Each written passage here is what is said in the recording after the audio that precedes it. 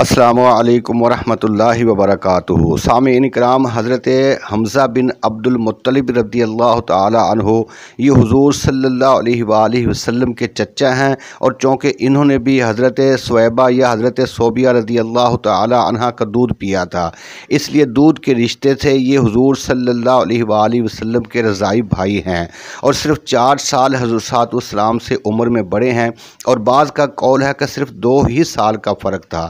یہ حضور صاحب السلام سے انتہائی والہانہ محبت رکھتے تھے۔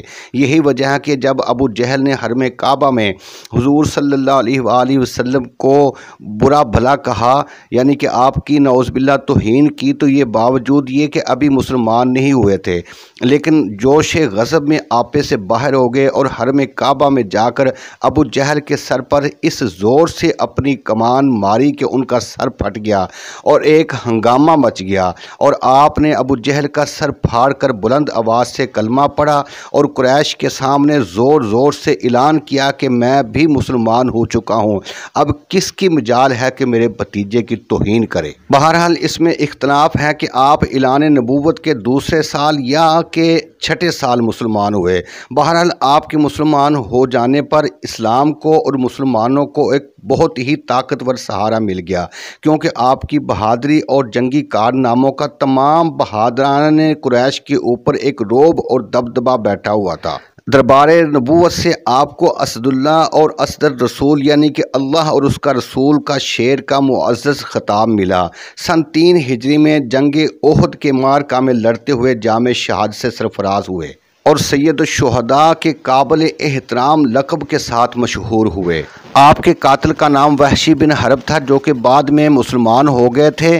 وحشی بن حرب آپ کی شہادت کا واقعہ اس طرح بیان کرتے ہیں کہ میں جبیر بن مطعم کا غلام تھا اور ان کا چچا طعیمہ بن عدی جنگ بدر میں مارا گیا تھا۔ جب قریش جنگ احد پر روانہ ہونے لگے تو جبیر بن مطعم نے مجھ سے کہا کہ اگر تم محمد صلی اللہ علیہ وسلم کے چچا حمزہ کو میرے چچا کے بدلے قتل کر دو تو تم آزاد ہو۔ وحشی کا بیان ہے کہ اس پیشکش کے نتیجے میں بھی لوگوں کے ساتھ روانہ ہوا۔ میں حبشی آدمی تھا اور حبشیوں کی طرح نیزہ پھینکنے میں ماہر تھا، نشانہ کم ہی چونکتا تھا۔ جب لوگوں میں جنگ چھڑ گئی تو میں نکل کر حمزہ کو دیکھنے لگا، میری نگاہیں ان کی تلاش میں تھی۔ آخر میں نے انہیں لوگوں کے ہجوم میں دیکھ لیا۔ وہ خاکستری اونٹ کی طرح معلوم ہو رہے تھے، لوگوں کو درہم برہم کرتے جا رہے تھے، ان کے سامنے کوئی چیز ٹک نہیں پاتی تھی۔ واللہ میں ابھی ان کے قتل کے ارادے سے تیار ہی ہو رہا تھا اور ایک درخت یا پتھر کی اوٹ میں چھپ کر انہیں قریب آنے کا موقع دینا چاہتا تھا کہ اتنے میں سبا بن عبد العزیٰ مجھ سے آگے بڑھ کر اس کے پاس جا پہنچا۔ حضرت حمزہ نے اسے للکارتے ہوئے کہا، اور چمڑی کاٹنے والی کے بیٹے یہ لے، اور ساتھ ہی اس زور کی تلوار ماری کہ گویا اس کا سر تھا ہی نہیں۔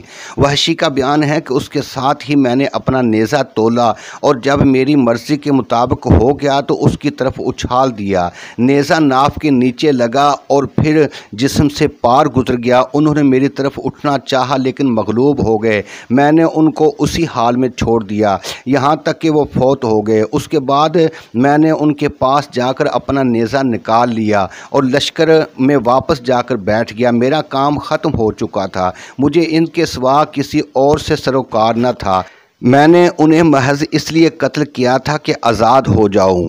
چنانچہ جب میں مکہ آیا تو مجھے آزادی مل گئی۔ وحشی بن حرب نے جنگ طائف کے بعد اسلام قبول کیا اور اپنے اسی نیزے سے دور صدیقی میں جنگ یمامہ کے اندر مسیلمہ کذاب کو قتل کیا۔ رومیوں کے خلاف جنگ یرموک میں بھی شرکت کی۔ حضرت عبداللہ ابن عباس کا قول ہے کہ حضرت حمزہ رضی اللہ تعالی عنہ کو ان کی شہادت کے بعد فرشتوں نے غسل دیا۔ حضور صلی اللہ علیہ وآلہ وسلم نے بھی اس کی تصدیق فرمائی کہ بے شک میرے چچا کو شہادت کے بعد فرشتوں نے غسل دیا۔ بہرحال اس میں کوئی شک نہیں کہ ایک صحابی کو غسل دینے کے لیے آسمان سے فرشتوں کا نازل ہونا اور اپنے نورانی ہاتھوں سے غسل دینا، یہ سید الشہداء حضرت حمزہ رضی اللہ تعالی عنہ کی ایک عظیم الشان کرامت ہے۔ حضرت فاطمہ خزائیہ کا بیان ہے کہ میں ایک دن حضرت حمزہ رضی اللہ تعالیٰ عنہ کی قبر کی زیارت کے لیے گئی اور میں نے قبر کے سامنے کھڑے ہو کر بلند آواز سے کہا کہ السلام علیکم یا رسول اللہ کے چچا، تو آپ نے قبر کے اندر سے بلند آواز سے میرے سلام کا جواب دیا، جس کو میں نے اپنے کانوں سے سنا۔ اسی طرح شیخ محمود شیخابی نے آپ کی قبر انور پر حاضر ہو کر سلام عرض کیا تو آپ نے اندر سے بلند آواز سے سلام کا جواب دیا اور فرمایا کہ اے شیخ محمود، تم اپنے بیٹے کا نام میرے نام پر حمزہ رکھنا۔ اللہ تعالیٰ نے ان کو بیٹا عطا فرمایا تو انہوں نے اس کا نام حمزہ رکھا۔ اس روایت سے حضرت حمزہ رضی اللہ تعالیٰ عنہ کی بہت ساری کرامتیں معلوم ہوئیں۔ ایک تو یہ کہ آپ نے قبر کے اندر سے شیخ محمود کے سلام کو سن لیا اور دیکھ بھی لیا کہ سلام کرنے والے شیخ محمود ہیں، پھر آپ نے سلام کا جواب ان کو سنا بھی دیا۔ حالانکہ دوسرے قبر والے سلام کرنے والوں کے سلام کو سن تو لیتے ہیں اور پہچان بھی لیتے ہیں، مگر سلام کا جواب سلام کرنے والوں کو سنا نہیں سکتے۔ اور دوسری کرامت یہ معلوم ہوئی کہ حضرت حمزہ کو اپنی قبر کے اندر رہتے ہوئے یہ معلوم تھا کہ ابھی شیخ محمود کا کوئی بیٹا نہیں ہے، مگر اللہ تعالیٰ ان کو بیٹا عطا فرمائے گا۔ اسی لیے آپ نے حکم دیا کہ اے شیخ محمود، تم اپنے لڑکے کا نام میرے نام پر حمزہ رکھنا۔ اس سے یہ واضح ہوتا ہے کہ شہداء کرام اپنی اپنی قبروں میں پورے لوازم حیات کے ساتھ زندہ ہیں، اور ان کے علم کی وسعت کا یہ حال ہے کہ وہ جان اور پہچان لیتے ہیں کہ آدمی کی پشت میں جو نطفہ ہے اس سے پیدا ہونے والا بچہ یعنی کہ لڑکا ہے یا لڑکی ہے۔ یہی وجہ ہے کہ حضرت حمزہ نے فرمایا کہ اے شیخ محمود، تم اپنے لڑکے کا نام میرے نام پر رکھنا۔ جب حضرت امیر معاویہ نے اپنے دور حکومت میں مدینہ منورہ کے اندر نہریں کھودنے کا حکم دیا تو ایک نہر حضرت حمزہ کے قبر کے پہلو میں نکل رہی تھی۔ لا علمی میں اچانک نہر کھودنے والوں کا پھاوڑا آپ کے قدم مبارک پر پڑ گیا اور آپ کا پاؤں کٹ گیا تو اس میں سے تازہ خون بہہ نکلا، حالانکہ آپ کو دفن ہوئے 46 سال گزر چکے تھے۔ وفات کے بعد تازہ خون کا بہہ نکلنا یہ دلیل ہے کہ شہداء کرام اپنی اپنی قبروں میں پورے لوازم حیات کے ساتھ زندہ ہیں۔ اللہ تعالیٰ تمام شہداء کرام کے طفیل امت مسلمہ کے حال پر رحم فرمائے۔